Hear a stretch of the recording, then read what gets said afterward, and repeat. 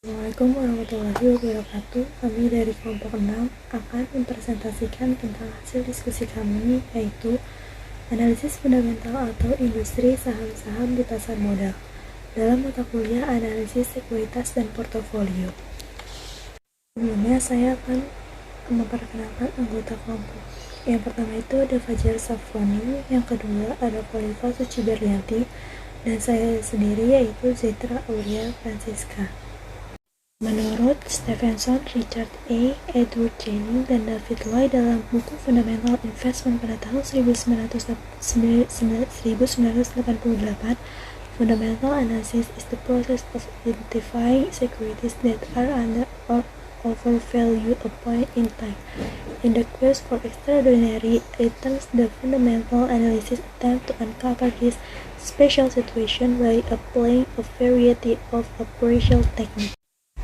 Slide selanjutnya ada pendahuluan. Secara fundamental, harga suatu jenis pasar dipengaruhi oleh kinerja perusahaan dan kemungkinan risiko yang dihadapi perusahaan, kinerja tercermin dari laba operasional dan laba bersih per saham, serta beberapa rasio keuangan yang menggambarkan kekuatan manajemen dalam mengelola perusahaan.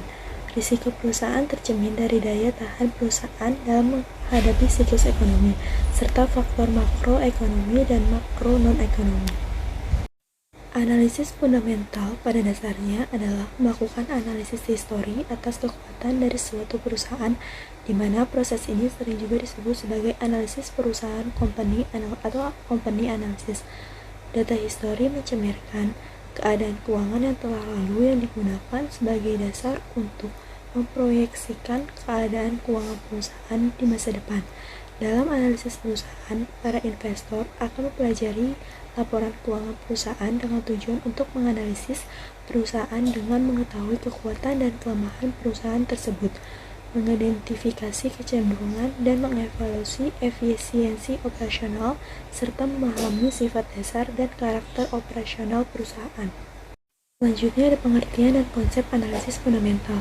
Analisis fundamental adalah analisis sekuritas yang menggunakan data-data fundamental dan faktor-faktor eksternal yang berhubungan dengan perusahaan atau badan usaha tersebut.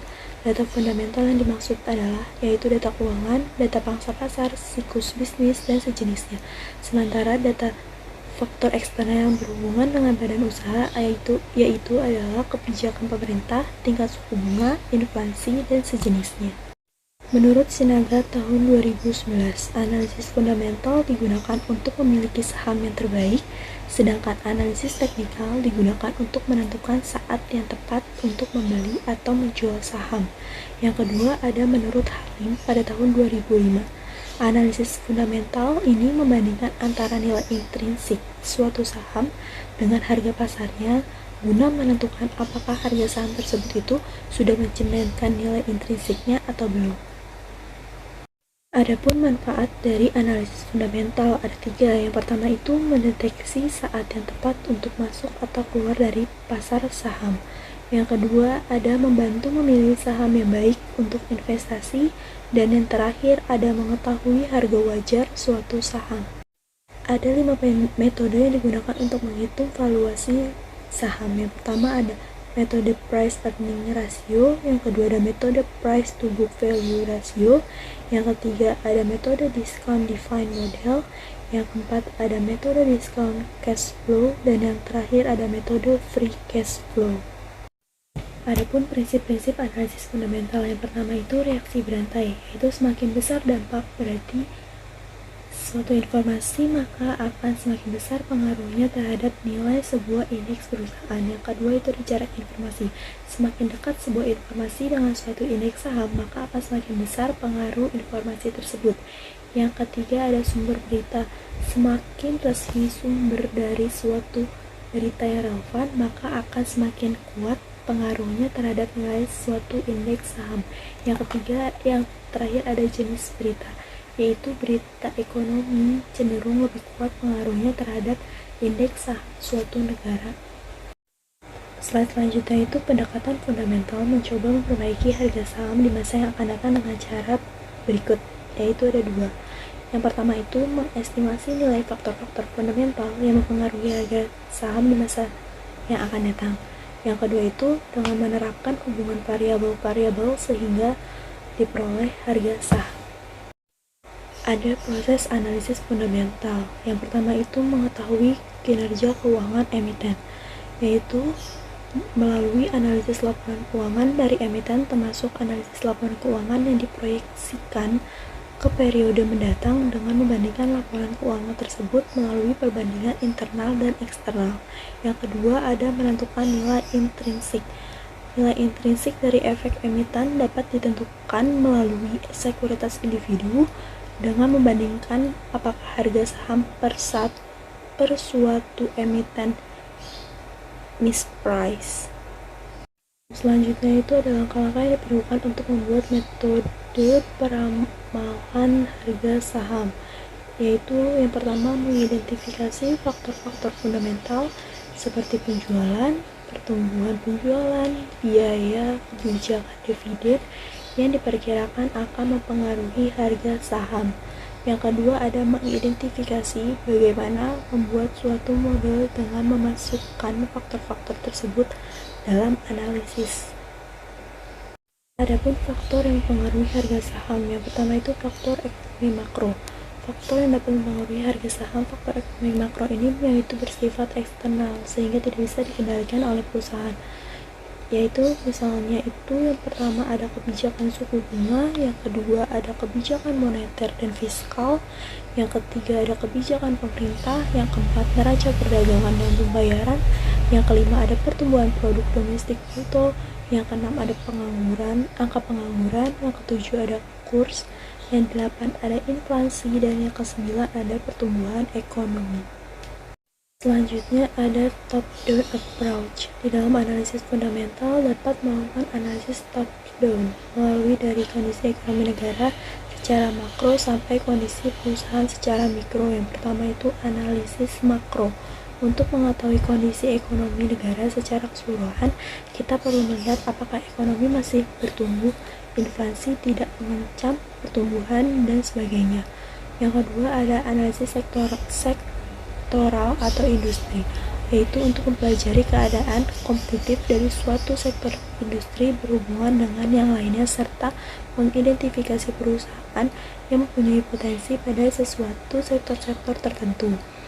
Yang ketiga ada analisis perusahaan, yaitu teknik analisis fundamental saham ini fokus bukan lagi ke industri melainkan ke perusahaan yang ingin dibeli. Pesannya dalam analisis fundamental, dalam istilah get your friend close but enemy closer sudah sering didengar, yaitu mengenai dalam baik kompetitor perusahaan yang akan kita investasi. Analisis fundamental membantu investasi pada perusahaan yang paling memberi keuntungan di masa depan. Jadi kita bisa menentukan alasan yang kuat mengapa kita mempunyai perusahaan dibandingkan memilih satu perusahaan dibandingkan kompetitornya. Biaya produksi rendah, value perusahaan, citra dan branding hingga prospek di masa depan boleh saja menjadi alasan utama untuk memilih suatu perusahaan asal yakin dengan pertimbangannya. Saya Kholifa Suci Berlianti ingin menjelaskan materi selanjutnya tentang industri dalam analisis fundamental. Analisis industri fundamental perlu dilakukan oleh investor karena kecenderungan adanya hubungan yang kuat antara peristiwa pada lingkungan ekonomi mikro dan kinerja Bursa Efek Indonesia untuk membuat keputusan alokasi penginvestasian pada beberapa negara atau dalam negeri dalam bentuk saham.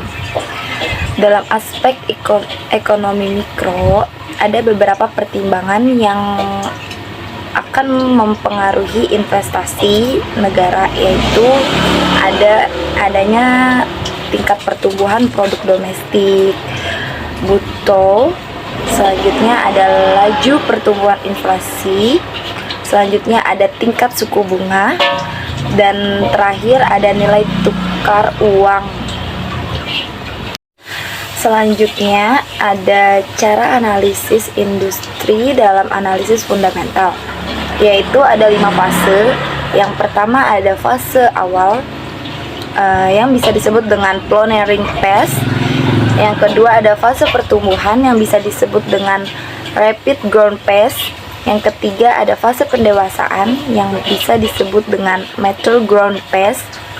Yang keempat ada fase stabilitas dan pendewasaan pasar yang bisa disebut dengan stabilization and market maturity phase. Yang kelima ada fase perlambatan atau bisa disebut dengan deceleration of growth and decline industries. Selanjutnya saya akan menjelaskan tentang 5 fase tersebut, yaitu pertama ada fase awal. Fase awal di sini, perusahaan-perusahaan yang masih dalam fase industri ini, kuantitas penjualannya memang masih belum besar. Mereka pun mengalokasikan biaya untuk modal kerja awal hingga investasi usaha, membeli saham perusahaan yang masih ada di fase awal cukup beresiko. Namun, jika perusahaan ini berhasil tumbuh, maka keuntungan perusahaan tersebut akan bisa sangat besar. Kita lanjut ke fase yang kedua, yaitu fase pertumbuhan.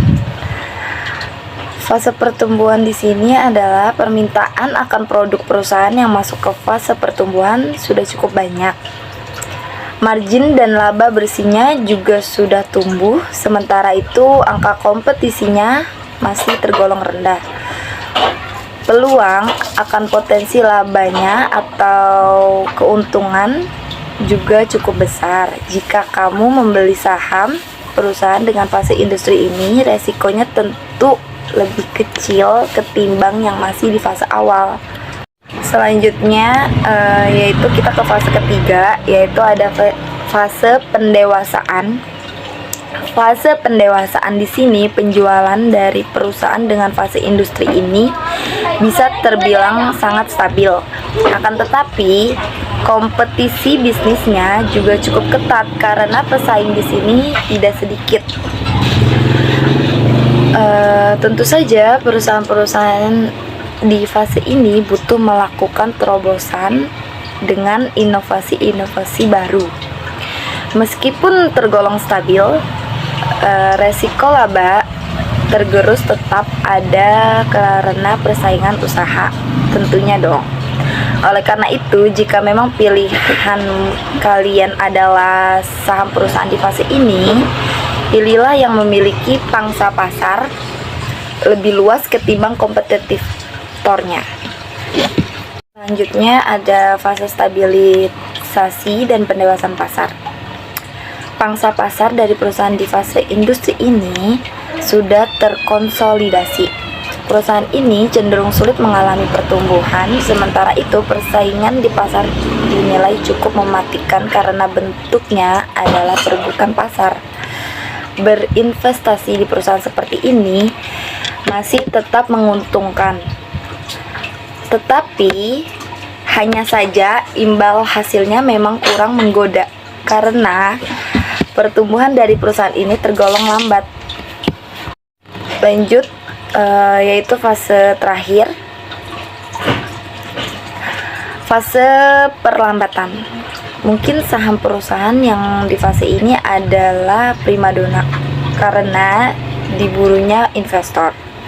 Namun, seiring dengan berjalannya waktu, pangsa pasar kian meredup. Margin keuntungan mereka pun minus, yaitu berkurang cukup banyak, dan persaingan usahanya juga makin mematikan. Bisa jadi nama perusahaannya memang cukup terkenal, tapi bisnisnya sudah sunset atau prospek suram di masa depan. Selanjutnya ada 7 cara analisis perusahaan untuk memperkuat analisis fundamental sahamnya, yaitu ada 7. Yang pertama ada rasio utang dan ekuitas atau bisa disebut dengan debt to equity ratio. Yang kedua ada pertumbuhan laba. Yang ketiga ada return on equity atau ROE.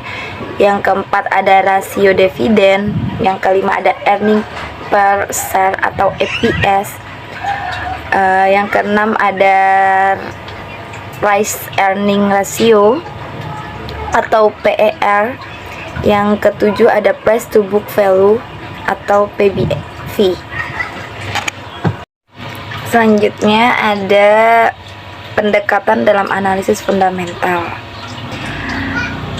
yaitu ada 3 pendekatan menurut Daves tahun 2004. Yang pertama, mendalami dan mengerti kondisi lingkungan ekonomi yang berkaitan dengan perusahaan yang akan dinilai.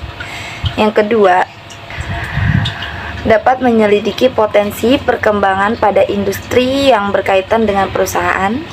Yang terakhir yaitu menyelidiki perusahaan yang akan dinilai, meliputi strategi kompetensi utama, manajemen, aturan, dan faktor relevan lainnya.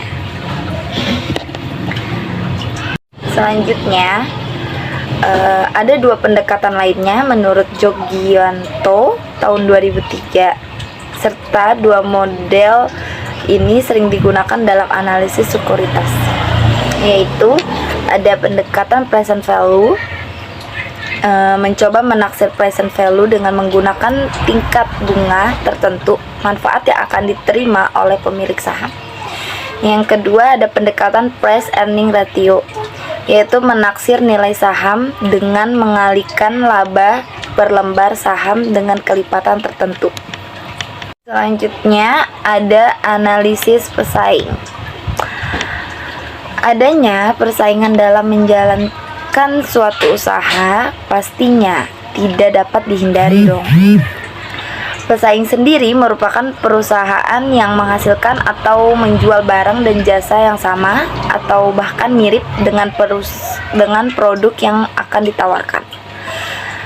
Banyaknya pesaing-pesaing yang menjalankan usaha dengan jenis yang sama menjadikan seorang pengusaha harus memiliki kreativitas dan inovasi yang baik dalam mendirikan suatu usahanya. Selanjutnya, hal ini bertujuan agar pendiri usaha yang baru dapat mendapatkan tempat di pasar ke depannya. Untuk mengatasi hal tersebut, maka analisis pesaing dibutuhkan sebelum dilakukannya pendirian suatu usaha. Menganalisis pesaing-pesaing yang ada akan membantu pengusaha dalam mengetahui kelemahannya dan kelebihan dari pesaing dalam usahanya. Selain itu, selain mengetahui kelemahan dan kelebihan pesaing, dengan melakukan analisis ini juga akan dapat membandingkan jenis jasa yang ditawarkan, harganya, saluran distribusinya, fasilitas yang diberikan, pelayanan pesaing kepada konsumen, strategi, dan promosi-promosi yang dilakukan oleh pesaing. Selanjutnya ada analisis pesaing antara Neo Pet Shop dan RN Pet Shop. Pesaing Neo Pet Shop mempunyai keunggulan dan kelemahan tentunya, ya kan? Yaitu keunggulan dari Neo Pet Shop itu memiliki harga terjangkau mungkin dalam makanannya, vitamin atau susu binatang dan lain-lainnya. Yaitu terus ada reputasi yang sudah dikenal, yaitu sudah cukup terkenal pastinya Neo Pet Shop ini gitu. Terus tempatnya juga cukup luas. Kelemahan Neo Pet Shop di sini yaitu bisnis belum berjalan secara otomatis dengan sistem manajemen. Terus pesaing RN Pet Shop. RN Pet Shop ini mempunyai keunggulan yang fleksibel dan mempunyai banyak macam varian makanan hewan. Jadi dia lebih banyak mempunyai makanan hewan daripada Neo Pet Shop. Kelemahannya yaitu kurangnya promosi dan tempatnya terlalu sempit, kurang luas. Selanjutnya ada analisis industri. Analisis industri merupakan penilaian pasar yang digunakan oleh para pebisnis, dan analisis ini memahami dinamika persaingan pada suatu industri. Analisis industri akan membantu dalam memahami apa yang terjadi dalam suatu industri, misalnya statistik permintaan penawaran, terus dalam tingkat persaingan di industri, keadaan persaingan industri dengan industri lainnya, prospek industri di masa depan dengan mempertimbangkan perubahan teknologi, sistem kredit dalam industri, dan pengaruh faktor eksternal terhadap industri. Bagi perusahaan, analisis industri menjadi metode yang membantu dan mungkin sangat membantu untuk memahami posisi perubahan relatif terhadap perusahaan lainnya dalam industri. Selanjutnya di sini ada daftar pustaka dari materi-materi yang kami cari. Teori yang ada di dalam PPT ini yaitu judul buku dengan panduan edukasi Pak Saham, seri Street Style Fundamental Analysis, karangan Parahita tahun 2009. Terus dengan judul Pasar Modal dan Manajemen Portofolio dari Erlangga dengan penerbit Samsul M tahun 2006. Terus dengan buku yang berjudul Pasar Modal Syariah dengan penerbit Setiawan 2020. Terus dengan judul buku Manajemen Pasar Uang dan Pasar Modal dengan penerbit Wardiah ML tahun 2016. Sekian presentasi dari kelompok kami. Kurang lebihnya mohon maaf. Wassalamualaikum warahmatullahi wabarakatuh.